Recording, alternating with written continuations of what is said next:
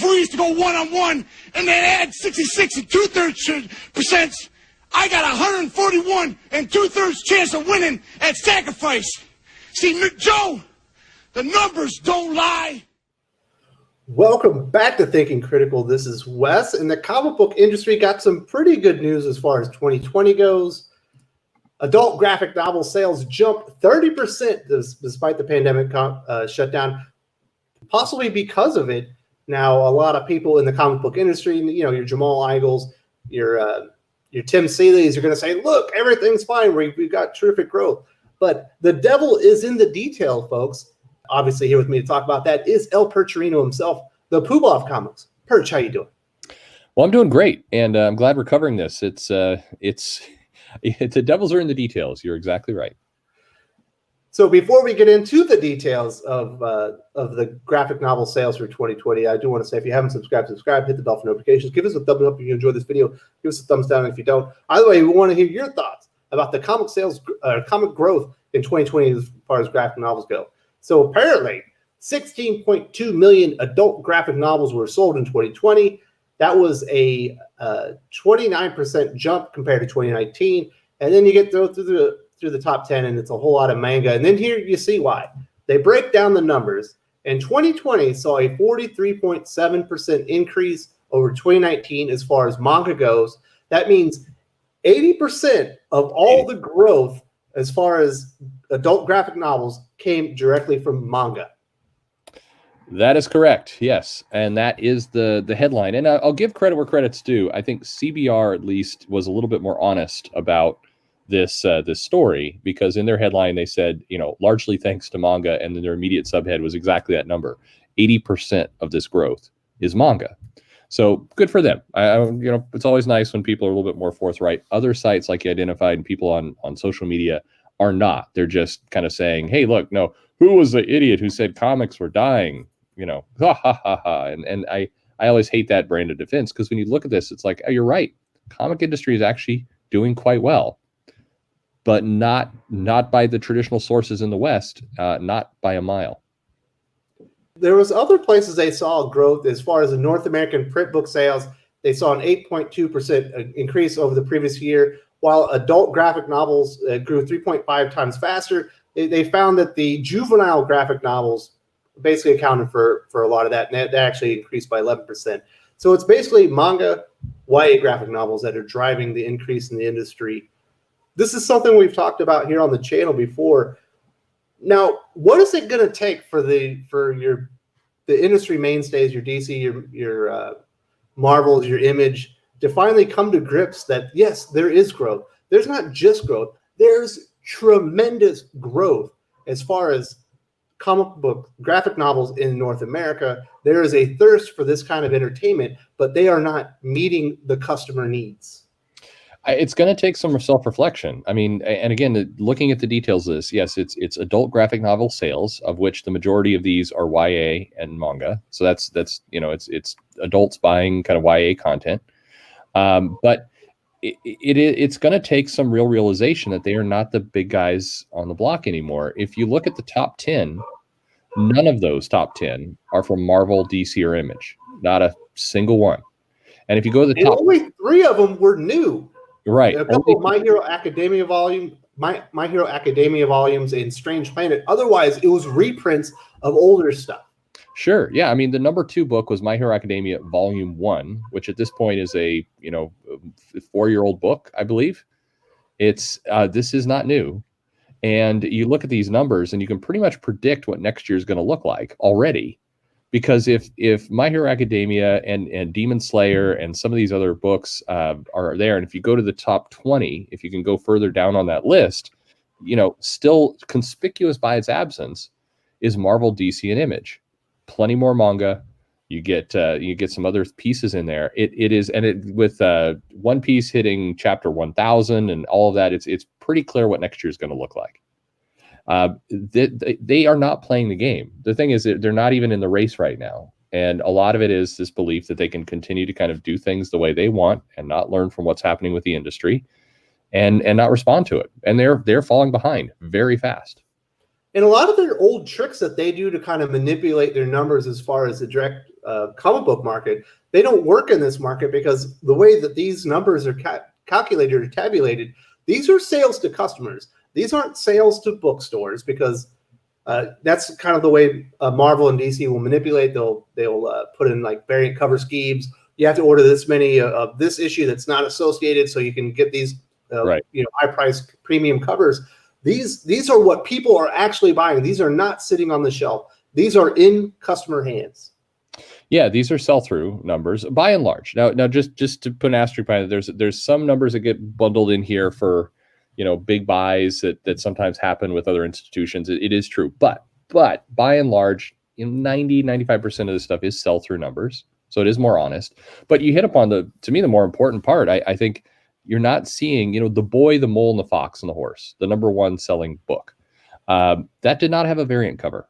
There was no special incentive cover. None of these do. My Hero Academia Volume 1, there's not 20 different covers there and little tricks that the retailers have to do to try and push 20 covers. There's one. And to me, it's a far healthier state of the business. So, the good news here is that the comic industry jumped nearly 30% with healthier business, healthier books, healthier material, not things based on gimmicks and schemes. That's a good thing. And I'm very excited by this. I'm thrilled that it's doing so well, and I'm really glad to see the comic industry doing so well. But let's not confuse that with everybody in the comic industry is doing well. That is definitely not the case. You look at the numbers are still sinking for a lot of the traditional Western comic publishers. Their trades are getting increasingly defeated on the shelves by graphic novels. We heard for many years, you and I, that don't worry about the lower sales in the floppies. It's all going to be done in the trades. If you take that as true, then this announcement, this news here about what's selling through in bookstores is an indication that they are getting killed. It's not even a competition. And I will dare anybody, if you don't believe me, go to Barnes & Noble or a big bookstore, go look at the manga shelf, and then go look at the graphic novel section. Yeah. It's embarrassing. I'll send some photos here. You're welcome to use them, but I do this regularly of looking at these bookstores. Manga in your typical Barnes & Noble comprises 12 shelves now. Western comics, meaning all of DC, Marvel, Image, the other kind of indies that are doing Western comics, 2, sometimes 3. That's where it's currently at. And again, don't take our word for it. Go to your local bookshop, check it out. That is what has happened. And that's not even counting the 10 shelves or more of YA stuff elsewhere in the store. It is not a race. There's not a competition happening right now. This is the way the market's going. It's absolutely insane. So when we think about some of the things, like me personally, I like colored art. So Sure. Western trades kind of have a 1 foot forward as far as the package that I'm getting. But when you think about what manga is doing better, just overall, they have a very cheap, very accessible platform to where you can go in and consume very large amounts of manga for a very good price.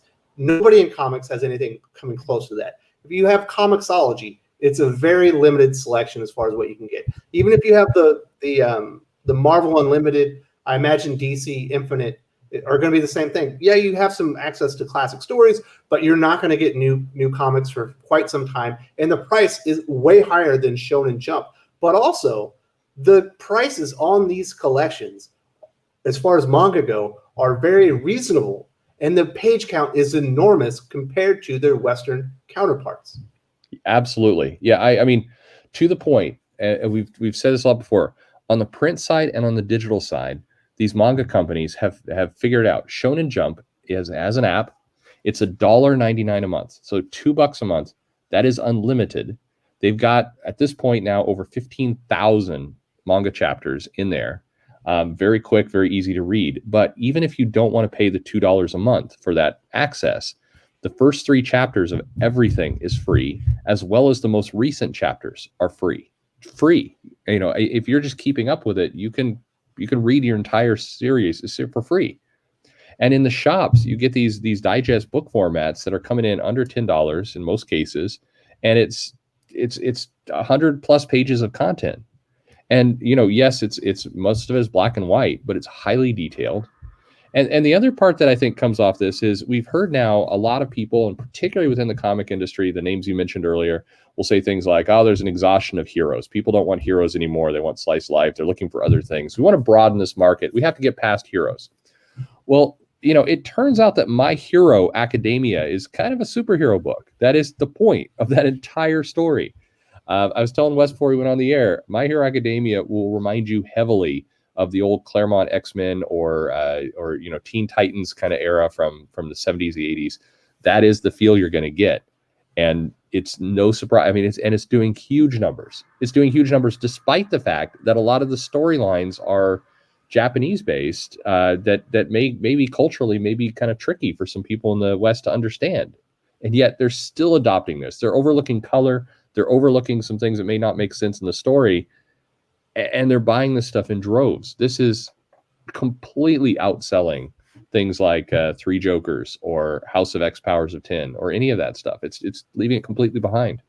Do you think there's anything specifically that at this point the Western comic industry could learn from or adapt from what they're doing at manga relatively quickly to kind of get themselves back in the game? Because they're losing it. We are losing an entire generation of readers, of graphic novel comic readers, to what appears to be a better product that's being presented better and priced better.